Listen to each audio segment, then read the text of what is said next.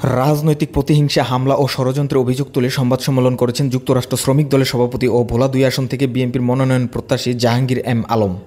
বৃহস্পতিবার ৪ সেপ্টেম্বর সকালে বোরহানউদ্দিন উপজেলার কাচিয়া ইউনিয়নের নিজ বাড়িতে আয়োজিত এক সংবাদ সম্মেলনে তিনি অভিযোগ করে বলেন, বিএনপির ভারপ্রাপ্ত চেয়ারম্যান তারেক রহমান কর্তৃক রাষ্ট্র কাঠামো মেরামতের ৩১ দফা বাস্তবায়ন ও প্রচারণার উদ্দেশ্যে আমি গ্রামের বাড়িতে গেলে আমার গাড়িবহরে হামলা চালানো হয়, নেতাকর্মীদের মারধর করা হয়, মোটরসাইকেল ছিনতাই করা হয়, এমনকি বিএনপির প্রতিষ্ঠা বার্ষিকী জনসভায় আমাকে নিয়ে মানহানিকর বক্তব্য দেওয়া হয়। বিএনপির অ্যাক্টিং চেয়ারম্যানের কোড আনকোড তার কথায় প্রত্যাশায় আমি এলাকায় এসেছি নির্বাচন করার জন্য।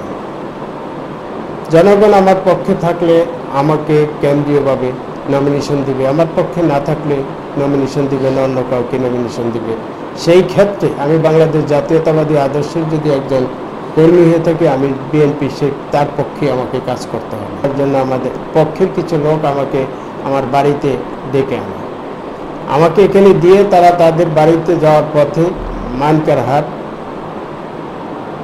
কিছু সন্ত্রাসী, আমি যতটুকু জানি ওনারা হাফিজ ইব্রাহিমের পক্ষে স্লোগান দিয়ে ওদের উপরে হামলা চালায় এবং আমার ৪-৫ জন কর্মী যারা আমার পক্ষে কাজ করে তারা গুরুতর আহত হয়ে ভোলা হসপিটালে ছিল ৪ দিন এবং তাদের প্রায় ৪ থেকে ৫টা মোটরসাইকেল তারা ছিনতাই করে নিয়ে যায়। আমার পোস্টার লাগায়, পোস্টার সিরিয়া ফেলায় এবং যে পোস্টার লাগায় তাকে মারধর করে, তার বাড়িতে আক্রমণ করে। গত ২৮ তারিখে যে ঘটনায় যাদেরকে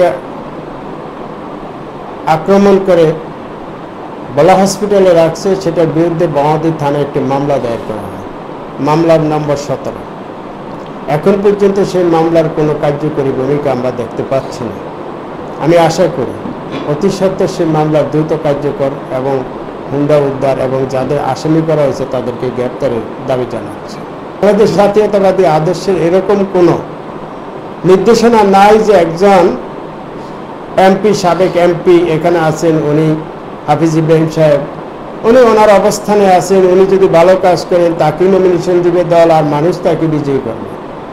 অন্য যে আরেকজন আসলে যে তাকে জায়গা দিতে হবে না, এটা তো তার নিজস্ব কোনো অধিকার নাই। বাহাদুর দৌলতকে তার নিজস্ব কোনো এখতিয়ার নাই যে কেউ আসলে তাকে এখানে হেনস্থা করবে, তাকে এখানে লোকজন দিয়ে বিব্রত করবে। এর ভিতরে আমার বাড়ির সামনে আইসা তারা ড্যান্স করে, হুন্ডা মিছিল করে, এখানে আমার বাড়ির সামনে আইসা। তো তারা কিসের রাজনীতি করে? বাংলাদেশের কোনো রাজনীতি এরকম কোনো ধারা আছে কেউ যদি বাংলাদেশে আইসা রাজনীতি করতে নামে আর তার বাড়ির সামনে আইসা হুন্ডা মিছিল করে? এরা কারা? এরা সন্ত্রাসী, এরা বাংলাদেশ জাতীয়তাবাদী দলের কোনো কর্মী না। আপনারা যদি চান আমি তার প্রমাণ সহ দেখাতে পারি। সে গত 15 বছর আমাদের বাংলাদেশ আওয়ামী লীগের মুকুলের সাথে সে সম্পৃক্ত ছিল এবং মুকুলের সাথে তার ছবি আছে, মুকুলের মঞ্চে তাকে মালা দেওয়া হয়েছে, সেই ছবি আমাদের কাছে ভাষ্যমান আছে। আপনারা যদি চাইতে চান আমার কাছে এখানে আছে, আমি আপনাদেরকে দেখাই দিতে পারি। সেই জন্য যদি বলে যে আমরা এই যে দেখেন এই মুকুলের সাথে তার ছবি, একজন সংসদ সদস্য প্রত্যাশীর কাছে তার কি এখতিয়ার আছে? সে তাকে রাজনীতি করতে দিবে না, তার বাড়িতে থাকতে দিবে না, তার বাড়ির সামনে এসে নাচানাচি করবে, তার বাড়িতে এসে হুমকি দিবে। একসময় তো দেখা যাবে সে আমার বাড়িতে হামলা করতে পারে। এটা কি আমি অ্যাক্টিং চেয়ারম্যান তারেক রহমানের কাছে আমি পৌঁছাবো? আপনারা আমাকে সহযোগিতা করবেন। এতগুলো পোস্টার লাগানো হচ্ছে, সেই পোস্টারগুলো ছিঁড়ে ফেলছে, তারেক রহমানের ছবি শুদ্ধে তারা ছিঁড়ে ফেলে আমার জায়গায় দাঁড়িয়ে আমাকে হুমকি দিচ্ছে। আমি এর দৃষ্টান্তমূলক শাস্তি এবং এর প্রতিকার চাচ্ছি।